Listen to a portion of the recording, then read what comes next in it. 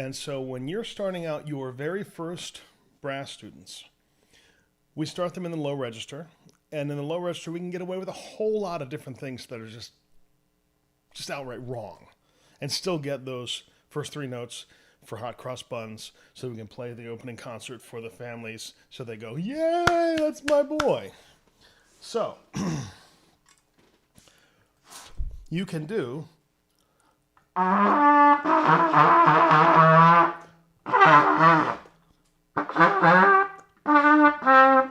there it is, I had it. Okay? You can do it like that. You can even do this. And all of those are terrible ways to play the trumpet. And they're not going to allow me to play anything above where I was. Okay? And that's where the struggle comes in for young players, is if they're not set up correctly. So we're going to set you up correctly today with an easy approach to embouchure. The embouchure has to stay connected, right? They have to touch, and the air's got to be moving. So turning the air on is one of the problems that most of us have, because we hesitate and we stop and we panic and whatever. These things, when we panic, when we're worried about whether it's going to sound good, whether we're going to do it right or whatever, it all gets stuck right here. So what we're going to do today is we're going to take that whole process of starting it out of the equation. And I use a small little straw. This is a coffee straw. You can get them on Amazon in packs of 1,000 for a few bucks. And this is the answer. It's the smallest one they make. And I'll try to put a link in the thing below. So we use this to get the air started. Okay. So forming an embouchure is very simple. We say M, and then we firm the corners. M. Right? And right there, that's an embouchure. That'll work for any brass instrument. Okay? And then, so the embouchure is these muscles here. This is the orbicularis. It's also a donut muscle, which really works well for a donut illustration. But we use these muscles out here to tighten and loosen the muscles in here. These muscles here are very delicate. They're not so robust as these over here. If we were in person, you could feel these and feel it's substantial muscle after playing trumpet for 40 years. So these are the muscles that are going to take a beating, so this doesn't have to, okay? And so we set with these corners. That's what we talk about here. So say M from the corners, and then blow through this straw. And what you're going to find is you can't get much air through this. And I don't want you to try to force it. You can take a breath, you're going to let the air come through this as fast as it wants to. And that's all the air you really need to play the trumpet. Everybody thinks it takes a lot of air, blow hard, whatever. A lot of that is to compensate for the fact that this stuff isn't working well. Okay? So take another big deep breath and just let the air come through the straw.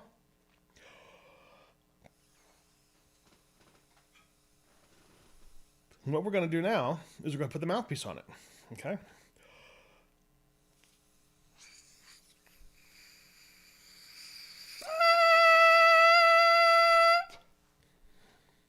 Now what happened is the air is already moving because I'm blowing through the straw. My lips are touching because I said M around the straw. And all I did is I pulled the straw out while the air was already moving.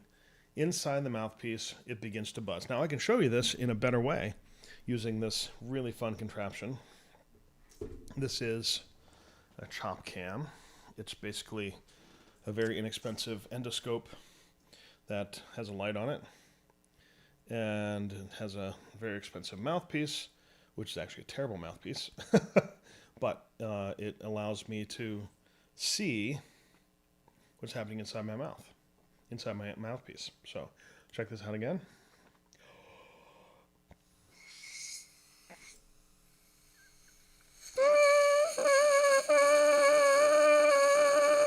Like I said, it's a terrible mouthpiece, but it's because it's got this big hole in the bottom of it.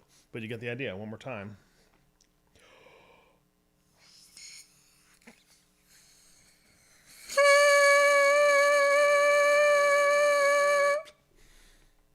And there you have a great trumpet embouchure. Okay, you don't need one of these cameras to see how that works. You could see what I did with the mouthpiece itself. So I'm one word of caution, and that is how you put the mouthpiece on can help you or hurt you. We have a rim on the mouthpiece. That's this, okay, the top of it. The outside rim doesn't really serve much purpose, but the inside rim does serve a purpose. This can help you to keep the lips together or push them apart.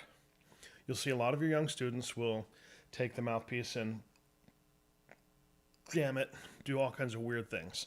What that looks like inside the mouthpiece is this, right? So put it on. Make sure the camera's the right direction. There we go.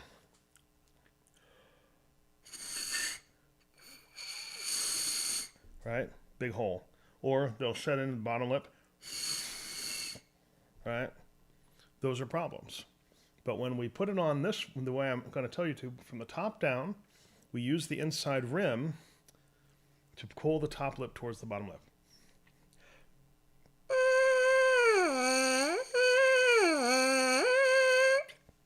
And what you're going to find that most of the times when we do this exercise the first time, you're going to see that you get a much higher note than you think you're able to do. This is because you're really efficient. You're actually, the embouchure is actually functioning the way it's supposed to. So it's going to get a higher note. So then it's a matter of how do I get the notes in below that. And that's a matter of using your corners and moving them forward and back. Okay? So think about these as strings. A longer, looser string will make a lower note. A shorter, higher string will make a higher note. So if we set with the high register as kind of a home base,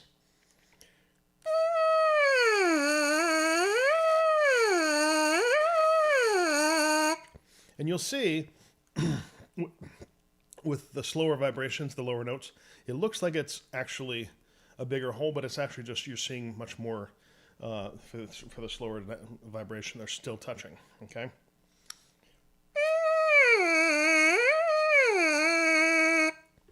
Right?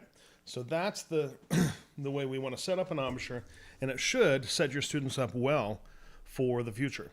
So the important things are, it doesn't take a lot of air, okay? Take a big breath. It does all kinds of good things for you as a human, right? But you take a big breath so you don't have to struggle to push the air out. Allow the air to come through. That's all it is, right? The air starts the lips vibrating. They need to touch in order to vibrate, okay? So we set up the embouchure saying M, and then you roll those lips in. We don't want to roll the lips out. It's not M, because then all that stuff's going to be exposed. You got a big hole in the middle, right? You want to say M, roll the lips in. And even those with the largest lips you can imagine can do, the best trumpet players have those rolled in. I was actually watching some great Miles Davis footage from the 50s and 60s, and man, it's so rolled together. Anyway, so we want to roll it in and put that straw in there, put the mouthpiece on the straw, pull the straw out while the air is still moving, and then we're done. Then we have a basic embouchure. So hopefully this will help you get people set up. And I guess that's it. So if you have any questions, let me know, and we'll talk to you soon. Thank you.